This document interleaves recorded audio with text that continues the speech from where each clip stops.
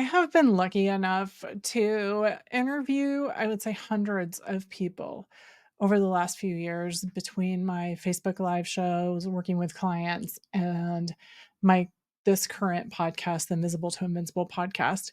And more, I am just in awe of the people I meet and their energy and their vitality and everything that comes across through the screen and through the interview. And today's guest is no different. This episode is your backstage pass to the creative mind of a multi hyphenate powerhouse. She has more energy and looks at the world through possibilities in a way that is inspiring and motivating and really is in line with a lot of the things that I've been talking about lately here. So I cannot wait to introduce you to her. So get ready to learn, laugh, be inspired, and honestly be wowed by the brilliance and all that is Kingsley Lincoln. Hello, friend. I'm Kendra from KendraLosee.com, and you've tuned in to the Invisible to Invincible podcast, where passionately driven business owners share their journeys from hidden gems to industry leaders. So hit that subscribe button and let's dive in. Thanks for being here. Thank you for having me. I'm really excited to talk. Absolutely. Kingsley and I have been missing each other for a couple times now, and I have been more than once getting ready and like bopping around the house to her music, and then I'm like, oh, I don't get to talk to her today. So I'm very excited to have you here. Kingsley, as we get started, you're doing a million things and you have a ton going on. Can you tell people a little bit about your background? Yeah, we'll do a quick one sentence, which is I call myself a vivacious, queer, melanated being, and with the ability to make radical change and connection through my art. And for the most part, my music feels like the first sip of champagne on a Friday night at 5:05. And I can verify that. Or on a Wednesday at 2 p.m. Yeah, yes. I'm like, all it's an all-time vibe is for sure. Anytime, actually. So there's no Yeah, exactly, but I love that. I know because just from the brief conversation that we've had before we got started, you have several different businesses. I do, yeah. I'm one of those multi-hyphened people in the world. Yeah, and I think there's more and more people doing that because I'm who wants proud to just be one thing? Why would you just be one thing? when you can be so many. It's Exactly. Ringo. You can be anyone. It's anyone. Exactly. So tell me, how did you what business did you start first? Was it your art and your music? Yeah. So everything is kind of snowballed into each other. I think the first thing was the business part of it. So when I Okay. first graduated college back in 2016, I got an internship at a music venue. That kind of started my like marketing music brain. Right before 2020, I was on a tour project with an amazing artist who's super famous. And his touring manager said, if I see you next year and you're not doing art, I will pull you from the marketing from this tour. It was like the swift kick in the butt to be like, if you want to take yourself serious, start acting like it. So I switched to a freelancer. I left the venue. I switched to freelancing and kind of got started in social media because that's what felt most comfortable, and then started my project. And as I've grown, I've created a branding agency, which feels more like me, and do my art. I do songwriting retreats, I do vocal lessons, vocal coaching, and then I have I have a lipstick line that goes with my music. So it's all toppled into each other one by one by one. So branding agency, music, songwriting, teaching song and vocal, and lipstick. So is that all of it today? Yeah, I was like, maybe for the moment. For the That's me. moment exactly, for I today. write a lot of stuff for sync as well. I do a lot of awesome Okay, sync work. okay. And I think part of why is that there's so many people. I've pivoted my business a few times now since I started it in 2016, and there's so many people who come to me and they're like, "Wait, what are you doing now?" I've still been doing marketing for 25 years. Like that doesn't go away. But what else can I do with it? How else can I use it? I think the thing I've learned for myself is my why has to be the connection and the radical change, right? So it doesn't matter what I do as long as my why is hitting it. And I think that's what confuses people. Like you're in your purpose, you're in Right. your alignment. So it doesn't matter what the other things are, as long as the destination is in your why. And I've learned that for myself in the past like 5 years. I love that you said that. That's so important because there's so many things and so many business owners who are very frustrated because the bucket or the way they've chosen to identify themselves, right? Like I was a marketer. I was a professor, an author, and a marketer, and all of that hinged around marketing. But when I decided I didn't have to be just a marketer, one, it was so liberating not to have to wear that one identity anymore and understanding how it tied into my why and also my values. Like, what are the things that are most important and how can I show up for those? Because that's going to help me feel better about what I'm doing and help other people better. Yep. It's so liberating getting out of this title, right? I call myself like this vivacious, melanated divine being. I mean, it could be so many That's such a things in one, great word. but it's not marketer. It's a description of the Yeah. type of work that you want to play in. Yeah. And that is so fun to just be in that space. How did you get so wise? Meditation, meditation. It took me a really long time to get there. How did you get so wise Oh, so quickly? it's the trauma, honey. No, Right. I have 7 siblings, so I come from I'm like one of the oldest, so you kind of grow up very quickly when you raise. I joke like I'm never having kids because my little sister is going to college this year. I think for me, yeah, meditation did really change my life. I've always been a very wise person and always been the trailblazer of my group. I think in the last year, what has changed is asking my community for help. I always went inside, which is great because you do have all the answers inside of you. You truly do. I love doing like coaching sessions with people because they'll be like, I don't know. I don't know. You do know. You're just scared to say it out loud. So, what's helped me, especially in my Aries self, is just asking around. And that has led me to people that have been put in my journey to just amplify what I've been trying to do alone. So, that's the asking, asking. Acting, community, meditation. She has all the Meditation answers, you guys tuning in. work. And if she doesn't know, she's gonna ask somebody who will. Okay. As someone with 0 musical ability myself, but a huge appreciation of music and people that do, were you always interested in creating music? What was that journey to learn that? Because talk about putting yourself out there. Yeah, I've always wanted to do it. I did like a talent show when I was in 4th grade. I did not win, and that's okay. But I sang Fallen by Alicia Keys, and I don't think any 4th grader should sing that song. I remember right before I'd sang the first note, I had like, you take that breath, and I had closed my eyes, and the world went still, and everything made sense. And I've been chasing that feeling since that moment. So it's always been on stage and it's always felt easy to do music. And especially when I was writing when I was younger, I was just writing to make sense of the world, right? My Mhm. last record was a full breakup record, and this was the first time I ever had heartbreak. So to other people, they're like, this is so cool how you strung this together. But in reality, it was just what made the most sense as I'm trying to figure out the world as I see it and telling my side of the story. So music has always been easy to me, and I think the appreciators, it is easy to you as well because what you find in music is what you're connected to most. So even though you can't play it, somebody else is playing it for you and they're writing it for you specifically. And I try to remember that when I'm writing. This isn't just for me. This is the person who can't sing but wants to sing these words. Or we'll sing Needs them in needs the to sing them shower in or in the car. With the the windows car. or around people who love me and can't tell me they can tell me to stop, but they or wish I did, but that's too bad. So, I wanna ask you a question because this is something that I've been thinking a lot about lately is that there's a line of, like, how did you know you were good at it? Because something that you're good at often seems too easy, and a lot of people get stuck in a trap of, "It's too easy, everyone can do it." Everything I learned from my first record, I did not do on my second, and everything I did on my second record, I'm not doing on my third. And I think that's the thing, like, music challenges me. The easy part is writing the song, right? Because I can sit and write the song, but there's the next step of it. It's Mhm. making the music video, it's making the visual concepts, it's actually marketing yourself and being on TikTok. It's okay getting 200 views or 5 streams a day, right? So the easy part of music is the moment I get on the stage, but the hard part is getting my 5 bands to get the same practice schedule because everybody's doing other things and right? There are hard parts. So I think people forget all the work Beyonce did to play at Coachella was the 9 months that people forget that they're like so I thought she music just woke up that way. just put a little thing, put a little razzle together.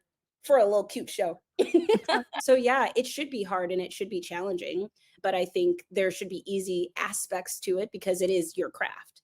Yeah, I think what I and that's really interesting, and I wanna get back to that for a second. What I am thinking about is you mentioned writing was easy too, but I always grew up thinking I've always written. I've always been a writer, but it was one of those things that I took for granted and just assumed everyone could do it.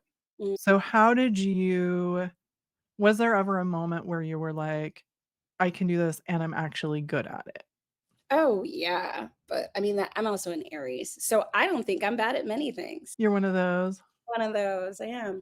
You're one of those. What I find when I'm, like, coaching artists is the fear actually is what people are pertaining to, that, like, they don't wanna try something too hard because they're scared they'll be bad at it. I am not scared I'll be bad at something. I love trying, and one of the reasons why I made so much art so quickly is because I wanted to see what the other side was like so I can do it again. If you would look at photo shoots I did in 2015 to today's photo shoots, you would be like, "Oh, girl." But we were figuring out, what are my Yeah, angles? What poses look great on me? What's my branding? What are all these things? And so for people who think it's too hard, I think the hard part is derived from fear. And yeah. ultimately, I'm not scared to try. And I'm definitely not scared to fail because failing means we knock down one system, let's try another one quickly. And that is something that I have found when I talk to people as they get older, that fear is greater because they think they have more to lose, and so that idea of failure and failing quickly is something that I love to hear because there's so many people that struggle with it. Yeah. My mom always says there's no such thing as failures. And she doesn't believe in it. She's like, there's just no such thing as failure. There's just a better way to do it. I love that, I'm and like, that's so true. there is a better way. We learned immediately. You're like, "Oh, it doesn't have to be this way," which is amazing because when you think of all the people that, like, sit in their failure or I've met with people and coached them who were afraid they'd be too successful. Lauryn Hill's only made one album, right? How could you make a better one? The paralysis. I'm gonna go find her talking about that because it's really true when you start to look at there's fear of failure, but there's also the fear of what will I do when it's, successful. Yeah, that's not being in purpose, right? That's being in accolades. And so, Right. like, if your goal is to be famous and then you do it, then what? Right. And so, I think one thing that it will help get over that, and even the fear of purpose, right? Getting to your purpose. Because if my purpose is to create and make radical change, there's always creation and there's always radical change. I will never be done with that. It won't be. So there will be no success level because there will just be more and more and more. And right with Beyonce, they just changed the world of house, just changed the world of country. There is more to be done. There's so much more to be done. That's such an interesting fear of too much success. Yeah. Yeah, I've talked to people who are afraid to launch because they won't know how to handle Yeah. everything. And I Yeah. was like, "What a great problem to like, why is that a problem? Yeah. How is Yeah. that I a wonder what the problem?" deeper source of that is. Of, are you saying that, but your internal dialogue is saying that it's the opposite? Or it's a fear of feeling like everything it goes back to perfection, right, and letting go of control. If you do something, you can't control it because you've put it out into the world, Yeah. and then what can that look like? What can happen? It's out of your hands, so if there's too many people that show up, their fear specifically, as I've talked to them, was and this is more than one person, I don't know if I have the systems or if my website can support everyone that'll come to it. But the thing is and then it's the I only have this one chance. Yeah. I remastered a song and put it on my second record from my first record. I liked that song so much. It was like the first song that I worked with. So we redid it. We remixed it, we remastered it, we put it on same title dash remastered. If you listen to the first one and you listen to the second one, you may not hear the difference, right? But music people, like real music heads, will be like, oh, someone uses a new mic. Someone, you're much better now. I think that's the thing of like, there's so many editions of books, there's so many annual events for a reason. You can always do it again. Always do it again. So I what looking at everything, there's so many threads of this conversation that I wanna go down. So when you look at is your creative process how do you approach your creative process versus your business process? Or They are used they to different? be different. Yeah, they used to be. So I used to write based off of what was currently happening, which was a bunch of heartbreak. And so I would save arguments, I would save anger, I would save sadness for the moment that I could write. And I would go through these crazy, crazy bipolar things of life because I would just be holding it knowing, oh, I'm going to write on Saturday. So like just ball this up. and not don't process it until you can process it in a song, which is 10 out of 10 great for music. 0 out of 10 for relationships, I life, was function, yeah, normacy. And thank you so for the sacrifice for your art. thank you. My therapist would tell thank you. Exactly. So when I started my third record, I wanted to write about something that I wasn't a part of. And I got inspired by Dua Lipa's album. She did this Rolling Stone interview where she said Future Nostalgic was not written about anyone, but she was hoping to manifest it. And I was like, wow, that's such a crazy concept. Like, we're constantly expecting artists to have what is happening be in their songs. Mhm. But what if it's not? Like, what if I'm projecting this emotion? If I can feel this in reality, can't I feel this in a reality that I'm creating? Isn't that like acting, anyways? So when I started doing this, I started teaching myself how to be in flow very differently and how to not control my flow. So if I wanted to sing a melody, you don't have to write it down. You don't have to record it. Just sing the melody and then keep moving forward. And this has taught me, like, when I finish the record, I can get into flow so much easier because my flow knows when it's on, it doesn't have any parameters. And when it's off, it still doesn't have any parameters. It's just more tuned in. So when I'm doing my business flow, it's very similar to my creative flow. When I'm doing my creative flow, it's very similar to my business flow. They don't really have parameters anymore. I'm not saving it. I'm not holding an emotion. I'm just letting myself be all day long until if I Right. switch it off and it sneaks back in, I'm not like, I gotta go write this down right now. I just like sing the little ditty bop and then I turn back to my friend and I move on. If it's that important, it will come back to me again. It's really fascinating. I think that the idea of how do you apply that to your business? Because projecting and manifesting in music Yeah. is so interesting because you're right. We always assume that we're enjoying the art or the trauma of the person who was so hurt or so upset, or even comedians, right? The art of somebody who went through so much and now is sharing it with us. Yeah. If I was doing number projections, right? You still have to be in play space. So if I was predicting numbers for next year, I need to make $100,000 in revenue, which means, okay, this much money a year. This Right. is how much my sales are. And I'm in flow state. Is $100,000 enough? What if I predict it for this much? If I wanted to make this retreat happen, what if I predict it for this much? Let's start crunching numbers and playing in space and being more creative and in flow of predictability. And now I know that my annual income will be here. I need to do this much a month. I need to schedule time for this much a month. And it's Yeah. all me being in flow and creativity instead of being like, all right, numbers. I'm just playing in a fun space of worlds of numbers, just playing. And it brings me back to like, okay, I need 5 clients a month. I need 5 clients a month. If I want to have less clients a month, I need 2 clients a month that are $10,000 each. Yeah. The choice is mine now. If I want Yeah. to do these extra things that I just dreamed of. Yeah. Instead of dreading the end of the month, just tracking and all of that stuff, I'm like, it is attitudes and invoices. Like, that is the day. Like, Yeah. attitudes and invoices, make it fun, make it interesting, and make myself want to do it. I can get the dopamine hit. I Make can yourself actually, yeah. and it's not a play space because it is real, but at the same time, I can approach it in a fun way. Your brain does Exactly. not know the difference between what's on the television and what's happening in real life. So you might as well pretend like it is a television ass game and do your thing. Yeah. You're like, Price is Right, whatever game you want to pick.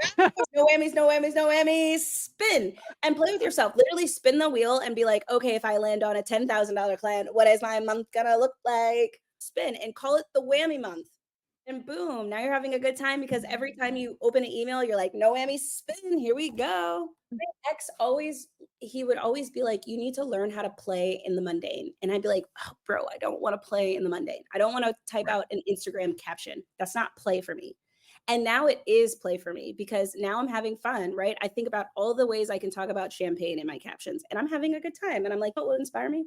Getting a glass of champagne.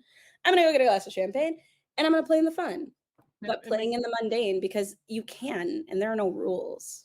it makes such a big difference just in how learning to do that, changing how you approach it and how you show up and what is fun. What can be fun and what can you make fun and why wouldn't you if given the opportunity? Which you have. You have the opportunity. Especially if you work for yourself. I'm like, you don't have to do anything the way you work for yourself. There are literally no rules. You make the Yeah. rule. Yeah. It's true. I get reminded of that periodically. They're like, "Why are you doing this? There's no rules." I'm like, "I still have to get stuff done." There's one rule. There's Get a little bit of rules there. Yeah, We I can work call on them guidelines. I work at hotel bars. I make sure I go to like a co-working space. right? These are my rules for myself of like, get yourself out of your space and go be around people while you're working on the things. Or put on your favorite playlist, dance every song, stand up for the first 5 seconds, and then sit back down and get back to it.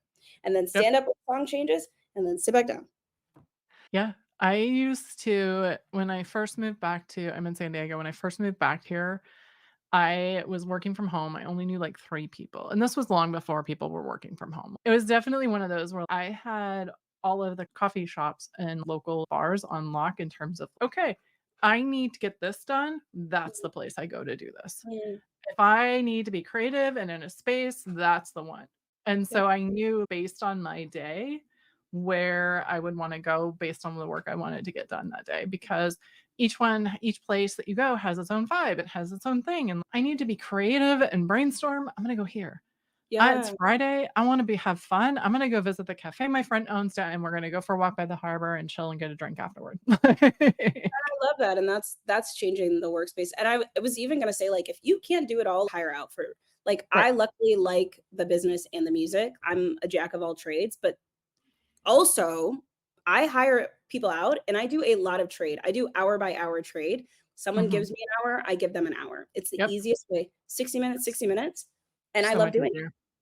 If I need a brainstorm for an idea, my best friend wrote Jefa in Training. It's the first Latina business book. I Oh, literally book it on her calendar, and she books it on my calendar. And she nice. knows I need your 60 minutes, and we just work from there. Because if Yeah. you can't do it, people will help you. I have a few friends that I do that with. I worked in the cannabis space for 6 years. Yeah, give or take. I met the most amazing women. Like, the community of women who were there to help each other. Yep. I mean, there was a lot that weren't, let's be clear, but the women who were there to help each other has been tremendous. And when I like, it's basically some of them, it's like a call. Hey, let's talk about this. This is what I'm dealing with. Can I bounce this off of you? And we've all gone our separate ways. Very few are still in the industry at this point, but being able to have that connection of people who, one, knew that trauma of trying to be a woman in the cannabis space while it was still becoming legal, and two, experts that know, who know you enough to be able to trust to say, let's do this. Like it is, it has been changing for me to be able to have that network of people, both within the space now and without, outside of it, who you can just call and ask those questions. Am I being crazy? Yeah. Is this a good idea? I need a gut check. Because I feel crazy about it, and I need a nicer way to say it. I know AI helps a lot with that, by the way. Oh, I type out the worst email and send it to my best friend in London, and then I type out the email I want. My friend, I haven't used this, but there was, I think you can use any AI now, but she did have an AI tool she found that was like, make this email professional or whatever, and it'd be like, "F you, you haven't paid me yet," and it would turn it into like this like Oh, appropriate yeah. I've noticed that the e invoice is still pending. exactly, exactly. Yeah, it's so fascinating to, like, be able to see, but sometimes I just find as long as you don't hit send and don't put their name in the email bar, it is refreshing sometimes to type those emails. Oh, yeah, I write them out and I burn them. Give it to the universe. I'm a witchy girl. Write it out, put their name, tell the universe, "I can't say it, but you might be able to." Burn it, Yep, give it to 'em. Somebody do it. yep, it makes such a big difference. Okay, so you build all of your businesses build on each other, and they're all connected based on being vivacious and everything, the amazing woman you are.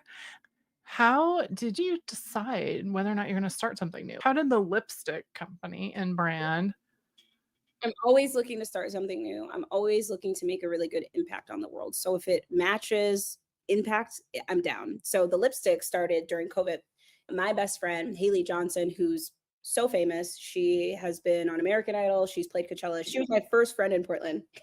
I didn't know she was famous. I'm like, man, if I would have known, I would have been your friend sooner. No. She ended up, I worked at a bar and she came to the bar. That's literally it. And I was just like, I just broke up with my ex and I need friends. She's like, I'll be your friend. And then we became like, okay. her mom worked at this makeup company called Event Cosmetics in Portland, and it's Black-owned makeup shop.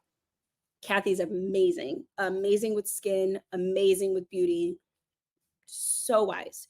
I was doing my little downtown walk during COVID and she was in her shop and I'm like banging on the door. I'm like, let me in, a human, please. So I'm complaining. I'm like, my record's supposed to come out. I don't know what to do. It's done. I don't know what to do. She's like, to help me because people aren't coming into the store anymore. Why don't you put my lipstick with your record? So you can help promote my shop and you can promote your record. That turned into a bigger project Right. where 3 of the songs on my record are 3 lipsticks from her shop. I did a full summer of markets last year. I didn't play any music. I just went to markets, and it was the first time ever I got to just connect with people, and it wasn't me coming off of the stage. It was Right. so refreshing and so beautiful to just talk to people without it being centered around my performance, because that helps with people pleasing, right? I'm not like, look at me, give me. So that's how that snowballed, and it's grown so much from there. We have other products other than just lipstick colors. We have a skin scrub and a vitamin C clear if people don't want to wear Mhm. lipstick. I'm wearing the clear one right now. I wear it every day. It just snowballed, and it was such a great opportunity to work with a Black-owned makeup company, because those are far and few, Yeah. especially here in Portland, and just learn about what the heck you're putting on your face. So most of our products are vegan, just not the dyed ones because there are no vegan dyes out there. And they're mostly all natural, minus like silicone to keep the things Right. together. That's really cool. I'm like, Yeah. everyone always like, there's always the dream business, right? That people think of that's always like, one day. I would have never done it ever. Yeah. But you also could have just kept walking, right? Like Just kidding. stopping to take advantage of it and like figure out how to work with someone else like that Yeah. is amazing. I met several of the local business owners when I was walking my dog around the neighborhood. One owns a surf shop and the other owns an art gallery, and they're both awesome people. I stop in and say hi. Sometimes I share drinks with them, but I did not do a collaboration. I think that's the thing of, like, I really do look outside of the box. Like, I'm Yeah. always looking to collaborate with people in so many there's so many ways that I can work with people. I tell people the lipstick line is so much more than Fenty and so much more than Rare Beauty. Those Yeah. are owned by celebrities, but like this is deeply connected to my music. When you put on the black lipstick called Therapy and play the song, you will get it. It is the song in a lipstick form. It is black matte and it's not playing no games. I've Ooh. gone to therapy. I've healed myself. I'm bold and I'm out right now. And that inspired my other project, which is a recipe book. So based on the songs on my record, each song was the drink should be a cocktail. And so in the book, I talk so much trash about my ex, obviously, because it's my side of the story. But you can make the cocktail and listen to the song. And I would have never thought of that if I didn't do the lipstick line. And so I work with a local barista, which was amazing, and or mixologist, Yeah. and I got to try so many amazing drinks and relearn the songs in drink form, which is cool. Just being able to take something like music and make it experiential Yeah. and have now it's not just a song, it's a whole attitude, the whole vibe. You've got the Mm. whole experience, you're wearing it, you're feeling it, you're drinking it, you're dancing to it, then it becomes just a sensory thing, right? That is really interesting. The songs, the lyrics in the song is one thing, but the embodiment of the song is another. And Yeah, I believe in radical change. I believe in it. I love that. Uh, I'm like, I wanna keep talking to you, but we're gonna end on you believing in radical change. I appreciate you. We're gonna leave this on radical change. Kingsley, I'm gonna put all your links and everything in the show notes, but can you let people know where to find you? Yeah, if you go to iamkingsley.com, that can start you on your journey. But there's so many ways to connect with me. If you wanted to do brand work with me, or coaching, or breath work, or host me in your city, I'm a digital nomad. I literally travel for a living. So I've played in Iceland for a house show. So wherever you at in the world, I want to connect with you. That's amazing. All right, Kingsley, thank you so much for joining us today. And for all of you who have tuned in, I am Kendra Losee. This is the Invisible to Invincible podcast, and you know where to find us.